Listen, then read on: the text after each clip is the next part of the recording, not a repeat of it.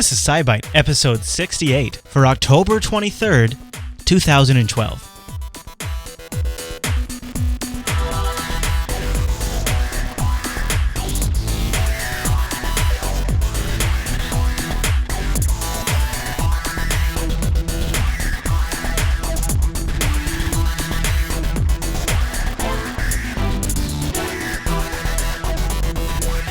Hi everyone, and welcome to SciByte, Jupiter Broadcasting's weekly science podcast, fresh every Wednesday morning over at jupiterbroadcasting.com and live Tuesday nights at 7:30 p.m. at jblive.tv. My name is Chris, and joining us every single week is our host, Heather. Hey there, Heather. Hey there, Chris. Hey, Heather. Happy science to you. Happy science. I was almost going to call you Chris, and I realized that was my name. That's okay. What are we talking about today? Today, we're going to take a look at exoplanets, games, sleep, private space travel, the possibility of the start of a universal translator, a climbing wheelchair, curiosity updates, and as always, take a peek back into history and up in the sky this week. That sounds like a science party, and I'm really looking forward to that sleep story, so let's kick things off with the news. Science news. What is our first news story this week? We have a lot of exoplanet news. One of the nearest stars to the sun, we've now found that it has a planet. It's only 4.4 light years away. Oh, wow. Is it called Vulcan? No, Alpha Centauri. It's a sure, binary star, Alpha Centauri A and Alpha Centauri B. Okay. Now, it's actually... It's kind of funny. They're like, Earth twin. No, not quite. It's like 25 times closer to the star than Earth is. Oh. It's whipping around his star like just a little over 3 days. I mean, it is really, really hot. Yeah, okay. So it's probably not like inhabitable hot? Oh, no. Okay. Magma. Magma probably inhabits Maybe it. there's magma bugs. You never know. There could be magma bugs. Sure, why not? Jeez, that'd be rough. That'd be a rough life, to be honest with you. Yeah, the really thing that keyed it off as really interesting is that in any of these exoplanet systems that we've found, if you have a small rocky inner planet, all of them have had other planets. Ah. So I guess those rocks got to come from something, or they form. That means they, right? Isn't just the way of the formation. So far, everything has had other planets. So we've seen one. Now we're going to try to see others. So now it's look at it, see what we've got going on. Any other small planets are going to be a little bit harder to find. We've already looked at it before, and nothing more massive than Neptune is going to be around there at all. So it's this small range that we kind of hope to find. Okay. But it is the closest star system possible. I mean, if we could go 10% of the speed of light, a magical probe could. Yeah, okay. It still would take 40 years to get there. All right. But it's like things are becoming much more graspable. Much more in reach. We're able to look over at our neighbor. Yeah. No, the neighbor is pretty far away, but it's still our neighbor. Yeah. Huh. So it's, if we sent a probe there, it would have to be able to last that long, to communicate from light years away, be able to take the drastic changes of cold and heat next to the planet's sun. Oh, you do kind of, what would you gain? Being able to get close to another solar system. Very cool. I mean, I'll grant you that. I mean, an amazing accomplishment, but what does it contribute back to humanity other than just being able to say, oh, look, we did? Yeah. Well, there is that, of course. And then if we find other planets. Now, what's trick about this is Kepler didn't find this. Oh, really? The Kepler Space Telescope, we talk about it a lot. Yeah. It's looking for dips in the starlight so you can kind of see a planet pass in front of it. This actually was found differently. They were able to spot the wobble. Oh, the wobble, the famous wobble that we've ended up talking about a few times on this show. Yeah, it's the force of the star, of the planet on the star, so it moves just a little bit. Yeah. So, spin a kid around in a circle. Kid's doing most of the spinning, but you're moving just a little bit from it. Right. Yeah, you get a little wobble when you do that. A little give. So there's a little bit of movement going on. So Kepler won't be able to catch it at all. Canada has the most microsatellite. It might be able to catch some dark. Might be able to catch it a little bit. And if they're able to catch the darkness, so they're able to see the dark pass in front of it, then we can determine a radius. And from there, you can go density, and then from the density, kind of guess what kind of ingredients, what is it made of. If it is this hot and it is this dense, then, these, elements must make it up. It must be of this group of elements. Mm-hmm. Now, you have a link in here to the planethunters.org. Is that just a reminder to folks, or was this involved with that? No, it is for the next story, actually. Oh, did I jump ahead? Oh, I'm sorry. No, it's okay. All right, I'm sorry. I didn't mean to. I don't want to spill any beans, but I gotta say, before we go on, you have some really good eye candy Yes. Space.com put this video out. Space.com put a video of the Earth-sized planet orbiting the nearest star discovered. It is really neat to kind of just look over there and kind of see what the other solar system is doing. Our faraway neighbor. Yeah. Oh, there you go. All right. Well, any other thoughts on that one? No, it's just the more and more of these exoplanets we find is interesting, and then this one is so close, and kind of hope of a tangible, with it being so close, and possibly more planets there, we'll have a better idea of be able to get the best, information we can from something that is not Kepler in Kepler's vision.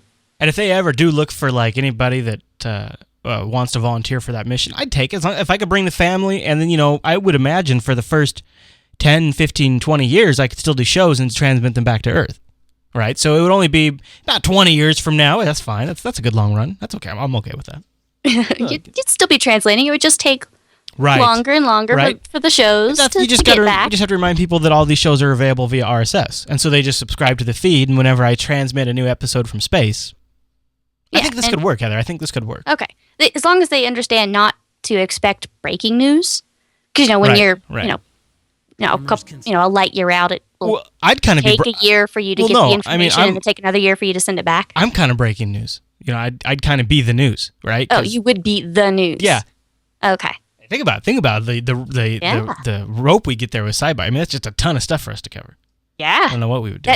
That might be a little hard for time delay recording a show, though. Oh, the old Skype lag. Yeah. Yeah, that might be a little bit of a Skype lag there.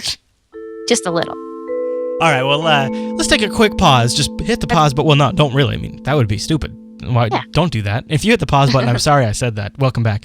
All right, so SciByte is a audience-powered show. Actually, the whole dang network is, and with the holidays coming up, I really want to stress the importance of supporting the network while you're shopping, because really, this is how we're going to be able to afford our holidays. And I just mentioned that because that's really how it works. And so when you're about to do your shopping, please do consider us. And there's a couple ways you can do that. Go over to jupiterbroadcasting.com. You'll find the links at the bottom of our website for Amazon and Newegg, which is great, and Netflix if you want to maybe gift Netflix to somebody for the holidays, because you can just do that all over email, and it's super last minute. It's nice.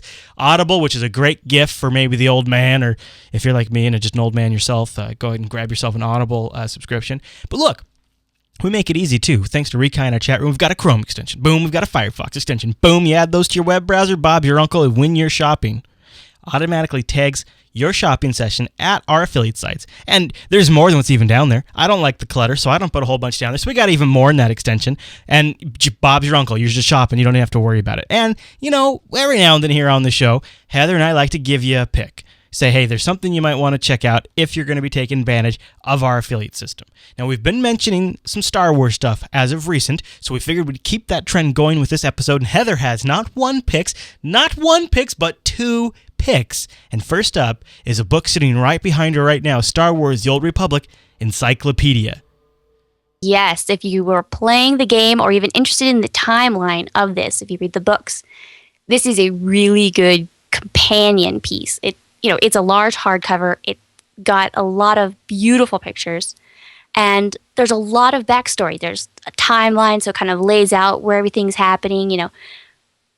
2,000 years before, Battle of Yavin, 300 years, and it kind of goes along the track, and it talks about these people, these key people that you see in the game.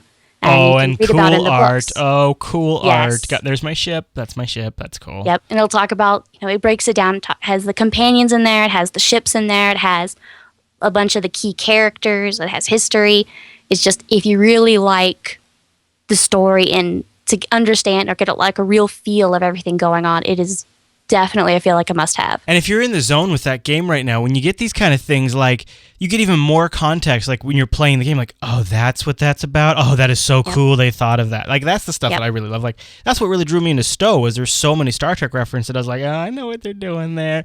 But also just a reminder while we're talking about Star Wars, we've mentioned the last couple of weeks, but it's actually available now in shipping. And like Heather's pointed out, it's really great price. Amazon has it for $42 off, or 42%. It's $25 off right now. And it's not going to be this cheap again until right on top of the holidays. So there you go. Star Wars: The Clone Wars Season 4 Blu-ray Edition. Available right now. We'll have a link to that in the show notes. And if you grab those things with either our link in the show notes or with our extension loaded, you will support this show and the entire network. And I got to say, not only has the Clone Wars really, really picked up, but with Star Wars: The Old Republic going free to play, it's a good time to jump into Star Wars: The Old Republic too, because that's just getting more popular, I would imagine, once that kicks in. So, some good picks this week, Heather. Thank you very much. All right. Well, with that done, then let's move on to the News Bite. All right, Heather. What is our first story in the News Bite? All right. You may have heard citizens have discovered a new exoplanet. This is awesome. So this is when I jumped ahead. That's where Planet Hunters comes in. Yes, Planet Hunters. I've talked about it a few times before on SciByte. It's where you can go to this website and they'll spit out this Kepler data. They have just way too much of this data to be able to go through it quickly. So they post a lot of it. They give you a quick training session. And they're like, hey, look for this. And it shows you the brightness level. So it's like, look for these specific dips. And when you find them, mark them. And it lets a whole bunch of people, thousands of people, come together and do that.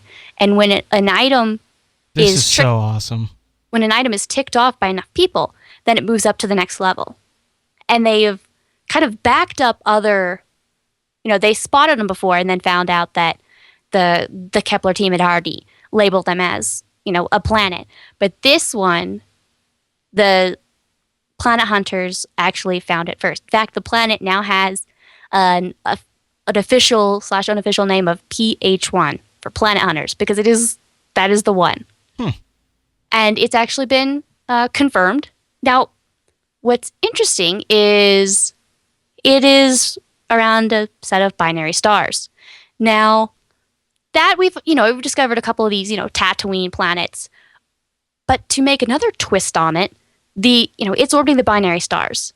And about 1,000 AU, or about 1,000 times the distance between the Earth and the Sun, is a second pair of stars orbiting it. So it is a 4-star system. And it seems pretty far away, but they are close enough to the planet that the planet would be able to see all 4 pretty easily, even the 2 outer ones. So regular citizens using their web browser found a planet. Or I found a 4-star system with a planet in it. Yeah, the first one. There's only 6 planets that have been known to orbit around 2 stars. And now this one, they found orbits around 4. And citizens found it. Wow. They have, it is on there, so if you're one of the first, couple of people to identify it, then they give you, your name pops up. And they already had, the 2 first people, their names are showing up in it, saying, these people were among the ones that found this. That is so cool, Heather. That is so cool. Yes. So it's actually because, I've said it, this is the way for them to ream through this data, because, the human brain catches these patterns so much faster and easier than computers do. And being able to say, everyone come together, and now it's there. It's like, hey, they've actually found something. They've able to go through, and they were able to confirm it with the star's wobble. So they actually go and look for it and say, yes, the star is moving. A planet is there, making the star move, and that is what's required to give it an official exoplanet, to make it official. And so it is actually has the official stamp of approval, and I can't believe it's just really exciting to me. Yeah. Because, there's quite a few of these different types of programs. You go on and you look and you read off, ship logs to tell the type of weather that was there on a ship. Or like this, you can try to look for planets and these kind of things that they're just hoping people could come together and say, all right, everybody work as a team and let's see if we can get through as much of this data as possible. And it's showing real results. And so everyone can say, like, hey, I was a part of that. And these, you could always stand the chance of, we found one. We've, it's been correctly identified. It's been given the stamp of approval. Maybe the next one could have somebody else's name on it. I'm just, wow. I'm blown away by the power of, first of all, it's so many different things coming together, accessibility to this data, them getting all of this data into some sort of online database, and then, some amazing UI programmers designing a very usable front-end interface for humans to just sit down and start using, almost like a game. And they've also built a community social interaction. Like when you have a discovery, you can then start a discussion around the discovery with other people who are on the site also marking that same spot. And you guys be like, you can start chatting like, hey, I think I just found something here. All of that is extremely compelling. And it's an incredible ability that we have to sift through this data and to leverage just essentially what are spare cycles of people just sitting around in their house willing to use their brain to compute stuff. Yeah, and this isn't just that, oh my gosh, this is the only time we've ever found anything. No, they have got like a handful of what they call candidates. So it's things that people have spotted. Maybe it's one clear indication that there was a dip, but there hasn't been another one. Or, so maybe it's just random asteroid or random something passing between us and that star. Or maybe the planet has a long orbit and it's going to take a while for it to see it again. Or a whole bunch of these transitory things that are like, okay, this is something that we're really keeping an eye on. And this was just one of those that had proved out enough that it got shuffled along to the next step. And this is all a process. It's, each rung in the ladder. It feels like this is the beginning of a new way of science leveraging the internet. Yeah. This is and you cloud gotta figure computing human brains. Other projects that also have, this type of pattern recognition associated with them they could take advantage of this too. Yeah. Oh boy, this is so cool. Yeah, and I've seen a lot of these different types. And it's funny, and because this did cross my mind, and Son of Soong in the chat room says the downside is just another thing that a man can now do just sitting on his butt without having to go anywhere.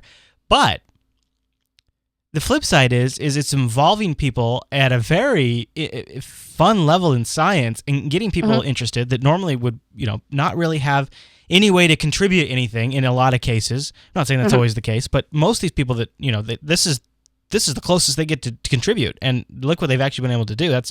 That's incredible. There's no other time in humanity that we've ever been at that point. That's so exciting. Yeah, I grew up doing a lot of astronomy. I was really interested in this kind of stuff. I don't have a job in that right now. I love it, but I could, I can log on and I can put forth my effort towards this, realm. Anybody, maybe you didn't get to go to school or you're interested in this as a kind of a passing thing. It's cool. Maybe you like science. Later in life when you've already committed to a career, but it's still a hobby or something like that. And, you got to figure too, like this is just the beginning of the idea, but they could eventually at some point, very clever people could figure out how to actually make this into a game that people play. And Oh yeah, you know, well, then it's actually kind like, of halfway there now. well, right, but I mean like, you know, like an actual like video game that's actually a Yeah. game. But you're right, there is a lot of gamification to it now, which makes it kind of addicting and fun. Yeah. Really cool. Any other thoughts on that one? No, I'm just really excited about that, and I really hope not hope, but I'm looking forward to the next discovery that they're able to, correctly identify. Yeah. Well, and what's neat is we followed. Did we even? I think we might have even mentioned when that launched, didn't we? On the show, didn't we cover when that site launched? Or I know we've talked a lot about it. But yeah, we've talked a lot about it, and a couple of different projects have launched from that website. Cool. And we may have talked when this specific project launched. Yeah. Cool. All right. Well, then, Heather, I do declare it is time for the 2-Byte News. 2-Byte News on SciByte. It's 2-Byte News on the SciByte. SciByte. Well, there you go. The band. Seriously, I was like, where's the band? Come on, guys. And then boom, Yeah. you're right there. And they really always deliver. And I was like, wait, go. They always deliver on that jingle. They're ready. And Yes. and sometimes, honestly, it's a little late on a Tuesday night. They get a little sleepy. But Yeah. this time I didn't give them any beverages before the show, so they didn't run out. Yeah. That's probably what happened. All right, what is our first story in the 2-Byte News? All right. How games affect your sleep. Oh, no. Yes. So a research, was done in a sleep lab that, found prolonged video gaming immediately before bed caused significant sleep disruptions. Oh, damn it. Now, the twist is fear no evil. 50 minutes or less, no change. Okay, all right. So okay. you need a gap between you and bedtime, Yeah. but if it's right before bed, play for less than an hour or so. So this honestly doesn't surprise me at all, but I won't lie to you. I've just recently been really addicted to a game, and I've been trying to convince myself that maybe playing before bed wears me out. Yeah. And so that it makes me more tired. Yeah. Now, they didn't look at the effects of, violent versus non-violent games, but there was another research study that showed, now all this is, studying teens, but I'm going to assume that teenagers' sleep is going to be vaguely similar to what the rest of us have to deal with. Is it the light? Is that what it is? Is it the light from the game? Because I've heard that you're not supposed to read from a screen display before you go to bed because the light from, like, say, an iPad sort of stimulates your brain a little bit and keeps you awake. Yeah, I think Creepy Uncle said I think it is a lot of stimulus.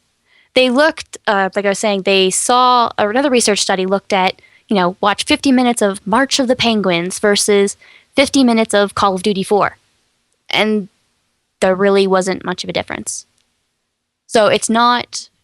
okay. So when they blame you that it's because it's a violent game, no, it's just because you played too long. Your brain's been really thinking about things and... Yeah. I think that's part of it, is that it needs to kind of shift down in gears. Yeah, it's kind of like after you get done with something really big that you've been prepping for really hard, your brain's still kind of running pretty fast after you're done, and it kind of going through and thinking about things. And I guess, it could be a little bit like that, I suppose. I don't know if I necessarily believe that, but coincidentally, so just anecdotally, I should say, there's no science with this at all, but so I've been playing this video game for the last week and a half, almost every night, and my sleep has been hell for the last week and a half. Like, I'm waking up a lot. I'm rolling, tossing, and turning. My sleep definitely has not been very good for about a week and a half, and that's about how long I've been playing this game at night. Yeah, that was part of it. Is when they, that they had trouble falling asleep, they had trouble staying asleep. Gosh. That the REM sleep cycles were reduced. So that's oh my gosh. See, but the thing is I really like the game. Yes. So I do that with games. I get them for a while, and then you just have to make sure that it's no more than an hour before bedtime. So there you go. Just say, all right, yeah. So take a break. Give a little bit of, of a barrier between game time and bedtime. Okay. Or wait till then and just give yourself a hard cutoff. Like, all right, I have bedtime in an hour. I cannot stay up all night playing this game. Even though it's amazing. I set my little clock. Just lots of fun. All right. Well, I believe we have another story, don't we? Yes, we do. private space travel. We've been looking at a lot of these: SpaceX, Sierra Nevada, Boeing. Yeah. All of them are looking to develop private space taxis. So right now, in order for NASA astronauts to get to, or anyone to get to the space station, you need to buy seats off the Russians. You need off their rockets. Now, what SpaceX, we've seen them a lot lately doing the Dragon. They get all the materials up to the space station, bring them all their supplies, and talked about it, where it was ice cream, and they actually did bring apples too. Okay. So it all balanced out. There was ice cream, but there was also apples. Mm-hmm. So they're bringing all the supplies there, and the same kind of system and idea can be switched so that it can carry up to 7 people actually. Life support, spacesuits. They're actually looking to start testing. Well, not so much testing, but actually start their flight crews in about 2015. Okay. So just a couple years out, but they have to go through all the safety checks. I mean, the difference between supplies and people, a little bit different. A whole bunch of, just a few extra safety protocols that must be touched on, and how to be able to abort at all these different times in the launch, and how to get the astronauts safely back to Earth during all these different points. But they're not the only ones working on this. Boeing actually has what they call the CST-100. It's going to launch an Atlas V rocket. A lot of these have that, kind of use the Atlas V rocket. It's a very, proven track record. It's a very usable thing. Yeah. And they're trying to their system is actually going to carry up to 7 people as well. And that's an interesting approach. Yeah, and do a touchdown via parachutes and airbags for their come in. For their landing. And they're kind of through the preliminary milestone. They're getting that integrated systems review and kind of going down the design plans and reviews. So they're hoping to start getting their serious reviews and design plans sort of being checked out in 2014. So there's a little bit behind SpaceX, but they're still moving in that direction as well. And I'm all for multiple people working on this at once. Oh, yeah. And Sierra Nevada. I mean, they're going around too. They've got their Dream Chaser. Mm-hmm.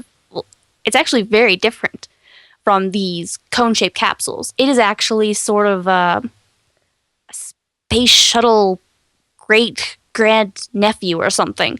It looks like almost looks like a demo space shuttle. Like if somebody would have taken the space shuttle and brought it out another 20 years, right? It's kind of I guess that's kind of there were a lot of concept art about the space shuttle early in the days. Yeah. And it was kind of, some of those concept art was a little bit like that. Yep. That's what I was trying to so say. Yeah. Very well.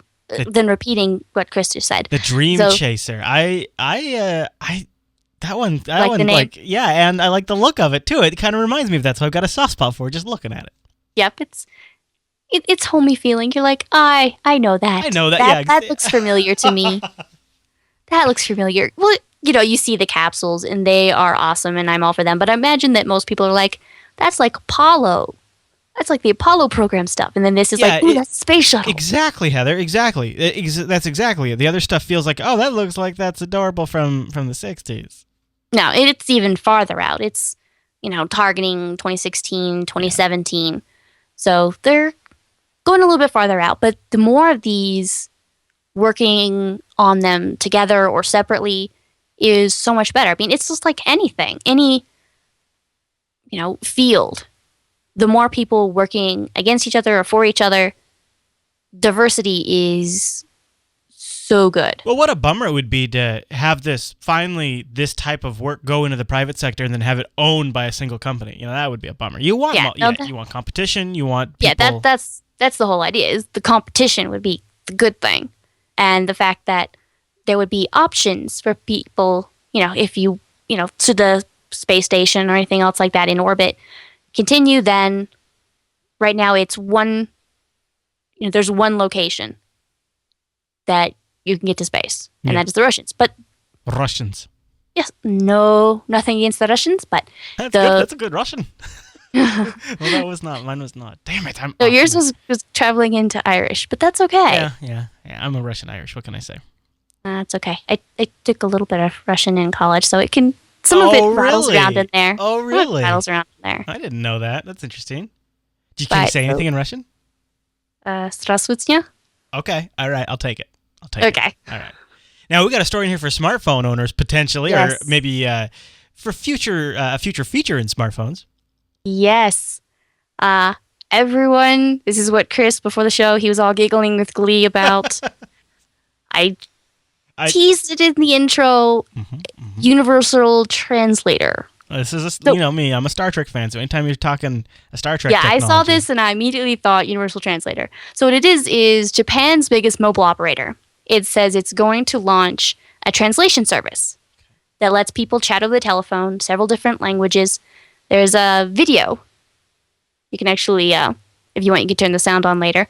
But it's a free application, and it is practically in real time. You speak Free. into it. How can they do that? I don't know. But it is amazing because you talk into it, you give it a second, it'll, type it out in text and say it. So you can say something in English like, "How are you?" Well, and it looked like one of Take these a stories second. too is they were going to actually do it with phone calls too. Yes. So that's what I think that's what they're heading to is the shorter and shorter time delay. Wow, Heather.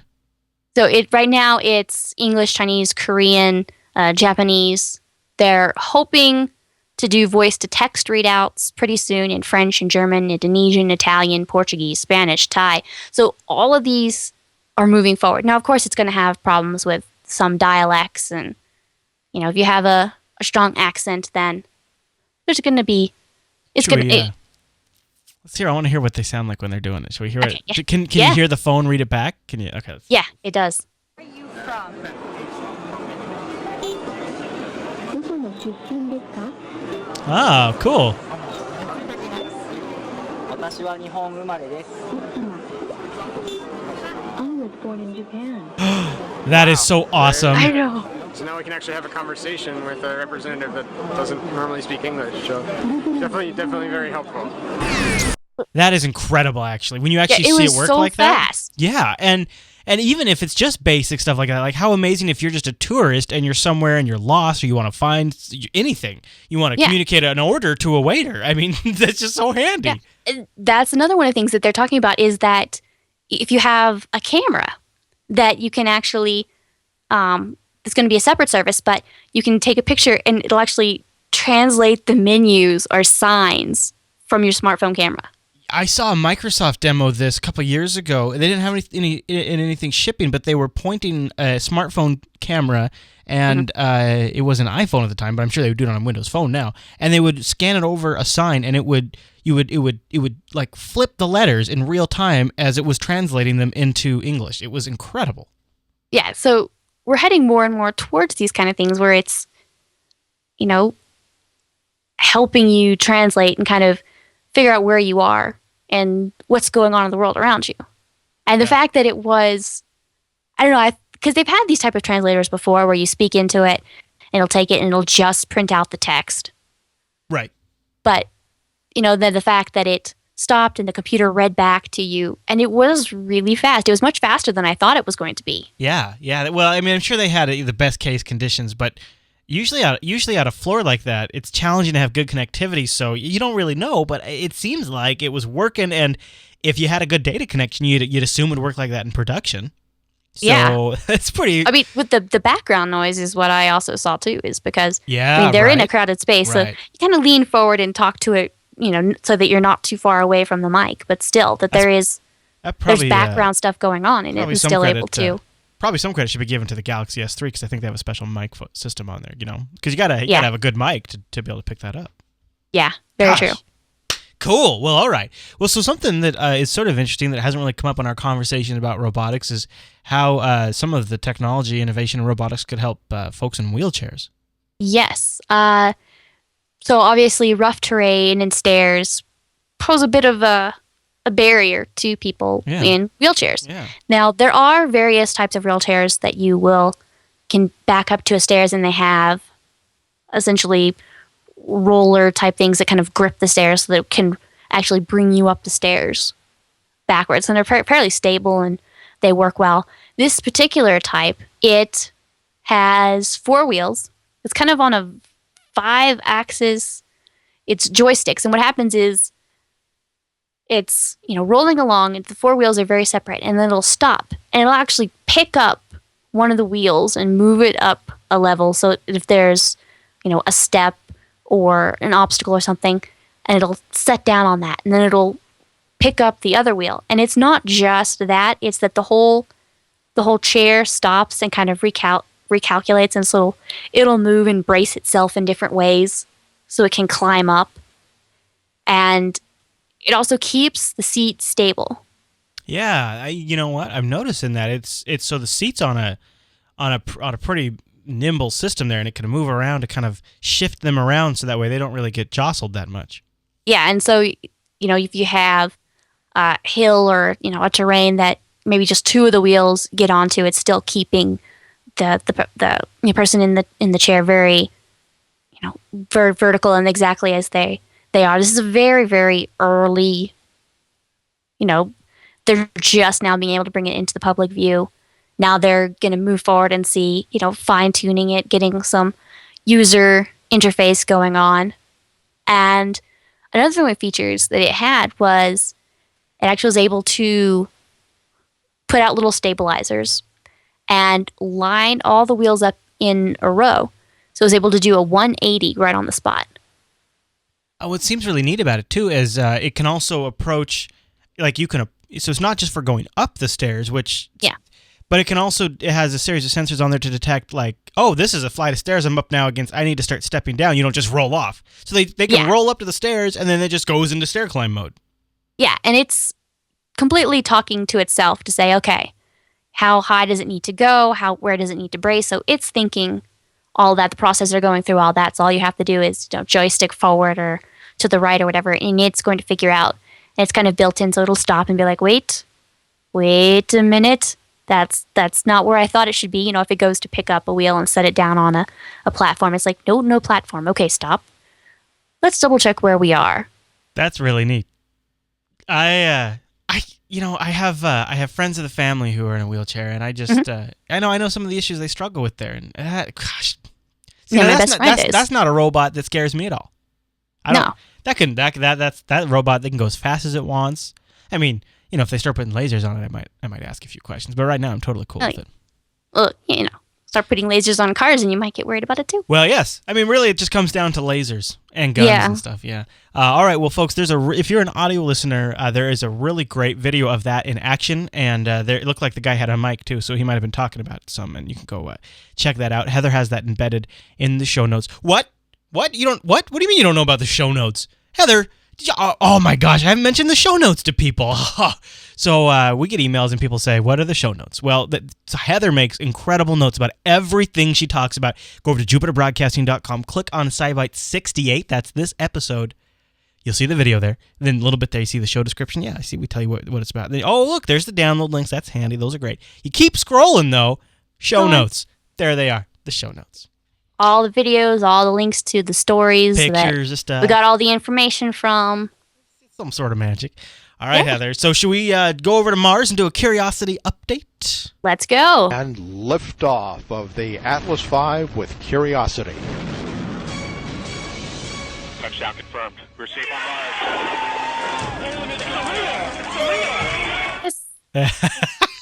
Pardon me while I get caught up again. I know. I'm gonna get excited every single week. I just get when I hear that jingle. I get flashes of Martian landscape and then a wheel. It's just incredible. All right. Yes. So what is the Curiosity rover up to this week? All right. On the 18th, the Curiosity was able to take its first solid sample. So they had, we're talking about all the scooping in the last couple weeks. So they took the scoop, put it aside. They actually were able to take, shift enough of that, the right particle sizes that they wanted, and put it in so they're able to go forward with the analyzing with the instrument, the chemistry, mineralogy, X-ray diffraction instrument. In other words, they're using X-rays and shooting them through a thin glass layer of this. And from that, they're able to kind of detect from the diffraction what minerals are there. So you can pick up a little bit of the dirt, analyze it. It's about as much as a baby aspirin.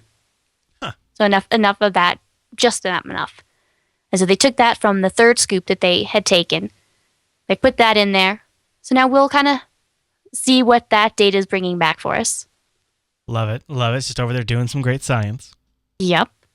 It also has, we talked about its laser. Speaking of lasers, Yep. it lasered the rock a couple weeks ago. Now they've actually been able to use it on sand. Oh, yeah? Yep, in the the same kind of stuff that they were using for the scoop. Is it making silicon so it can build an army for itself? I don't think so. Oh, okay. That's good. Because I think that's straight rumor and conjecture. that may have been started right here, totally, right now. totally not on a show called SciByte, because SciByte is full of the science. Right. And not the kind of knowledge that makes science cry. Definitely not. I'm sorry. I couldn't help myself. It's okay. So they've used that. They were able to use the laser. It actually shot, it ended up being about 1/8 of an inch laser hole. They were able to shoot it about 30 times, all in a very quick succession. Awesome. It was about 8, almost 9 feet away. So they were able to they've got the scoop right near them, so they're able to analyze what's right next to them. Okay. And then kind of laser off a little bit in the distance.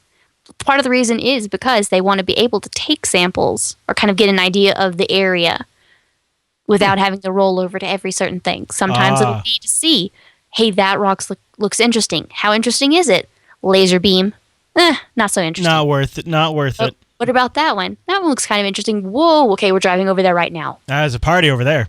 Yep. And then sometimes it's like, okay, we have the scoop right next to us. What is it about 8 feet away? Oh, it's similar. Okay, so all this is kind of probably the same thing going on. So you can kind of get all sorts of ideas from this. Good. It's a good thing they. Okay, all right. So now I start to see why they put a laser on there. But Yeah. now one note. Not that I would ever suggest that somebody might want to watch a podcasting network other than Jupiter Broadcasting, because that would be inappropriate. But David O, I don't remember exactly what his position is, but he was involved with the Curiosity Project. Maybe they might actually say here in the description. He did an interview with Leo Laporte over on Leo Laporte. He's the flight director over at JPL. Oh, wow. And he talks about the Mars Curiosity rover, and the part that I liked, although it's like over an hour long, the interview, I think. But the part that I liked that was fascinating is he talked a little bit about the operating system that's on the rover, and he talked a little bit about some of the things you had mentioned, Heather, about how they did some bug fixes while it was in flight, and he talked about they have the 2 independent computer systems on there. And anyway, so it was Triangulation episode 74 that David O was interviewed, and the whole thing was about essentially his work on the Curiosity rover project, and I found it to be pretty interesting. It got a little slow at points, but we talked about the tech stuff they talked about. I thought was great. Awesome. So there you go. That came out, I think that came out last week. All right. So any other thoughts on Mr. Curiosity? Not just that in a totally unbiased fashion, Mars is awesome, and I continue to look forward to every news break. I look forward to bringing you all sorts of awesome news. Well, and we look forward to it, Heather. It's one of my favorite parts of the show. All right, we'll jump in the time machine. Let's go. Okay. Hurry. We spin round and round, folks, but we're not going too fast because we don't have to go that far this week in the time machine. This week in science, we go 41 years ago, October 28th, 1971. What happened, Heather? The first British satellite went into space. It became the 6th nation, launched its Black Arrow rocket from Woomera, Australia, actually. But, 86 kilograms, 4-meter diameter, because we're talking in the British right now. It went up to... So... In the British. That's how it works, right? In the British, yes. Standard metric. I made all the metric people cry by saying that. Sorry, metric. But it went up, it tested solar cells and a couple other technology things. But... Oh, excuse me. I ate a little something for lunch. That's okay. Britain upgraded by getting the satellite up, so it all works. Yeah. I don't want to make everybody feel like it's just the U.S. So everybody across the world, there's so many nations that have put stuff up. And so Yeah. 41 years ago, 41 Britain years ago, joined it the was team. the Brits. It was Yep. the Brits. All right, well, very good. Now that we've looked back in time, then it must mean it's time to look up into the sky this week. That's right. This last week or so, we've been having part of the meteor shower. It's actually from leftovers of Halley's Comet, which is kind of cool. And there was a large meteor that lit up the skies over California on Wednesday, the 17th. Straight across the sky, really big fireball, sonic boom. Lots of people and witnesses are obviously pulling it in. The last information I saw, there were still some questions about whether it landed on the ocean or the land, but they're probably, with all of these, they'll go through and they'll kind of triangulate who got the picture and where they were and triangulate all the information to see, okay, it probably landed in this area. Now go out and search the area or wave at the fishes who are checking it out. That's what I would do. So, yep. So we'll see. But looking forward this week on Wednesday, the 24th, about 8 or 9 p.m., look to the north or northwest. And depending on how north or south you are, where you are in your latitude, you might actually be able to see the Big Dipper. So, starting to talk about a little bit of constellation sometimes now. Wait a minute. Could you not have seen the Big Dipper before? It's just Harder? Is it harder in some places? I don't. I guess I don't look at the sky that often because maybe I'm thinking of the Little Dipper that I see frequently. I think there's always the a Little dipper Dipper up is there. the Little Dipper is very hard to see. If you see a dipper, it is The Big almost Dipper. most certainly the Big Dipper. Okay. So just kind of mentioning him because he's cool too. Why He's not? got a great name. How often do we get to say Dipper? Not very. No, and he's just part of the constellation of Ursa Major. So Yeah. just the in the shine part on Thursday, going to get to be a little bit more exotic constellations. But after dusk, look high in the northeast, and you'll see a big W. W. A W of stars, and that's actually the constellation Cassiopeia. Oh. So it is a constellation. It's all part of the same group.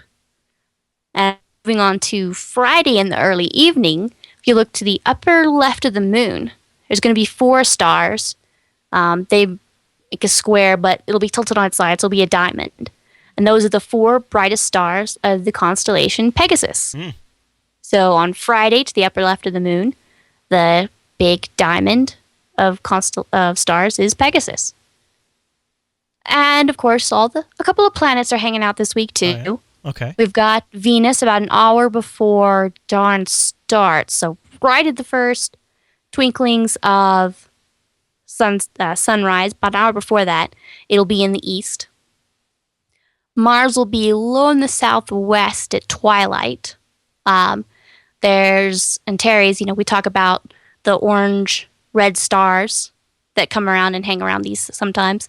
But Mars will be about index, middle finger, and index, middle finger, and ring finger. So 3 or, 2 or 3 fingers higher. Mars will be on top. Oh, okay. Okay. So all right. I was wondering. Mars is the higher. Okay. All right. Venus is not the red star at that. It is very bright and white and yellow, and it'll be before dawn. We're talking about Mars and Antares. That's a star. Some of them are red or orange. When they're near the planets, I kind of indicate them as separate because it can be kind of tricky. There'll be Mars counterfeits. But Jupiter, our nice little host planet here on the network, it's going to be in the east and northeast about 8 or 9 p.m. Okay. And Saturn this week is completely hidden by the sun. He was making a bright, he had his moment of bright shininess and then kind of disappeared. And actually on Thursday, it will be directly opposite the sun from us. Oh. Well, all right. So, and then in the next couple of weeks, it'll start coming around and be able to see it during dawn. So it's going to come back. He's in our near future. Okay. Well, I'm sure you'll let me know when that opportunity arises again. When I can spy me a little Mars. All right, Heather. Well, I think that's the whole show, isn't it? I think so. Wow. Well, there you go, folks. Now, if you want to get a hold of us, email us, SciByte@JupiterBroadcasting.com, or contact Heather on Twitter. She's JB_Mars_base. And how about that for a Twitter handle? Now, you can catch us live Tuesdays at jblive.tv at 7:30 p.m. Pacific. And, of course, we love it when you do, because then you get to star in our chat room, and we're always watching it as we go. All right, Heather. Well, thanks for the great show this week. Thank you. And thank you, everyone, for tuning to this week's episode of SciByte. We'll see you right back here next week.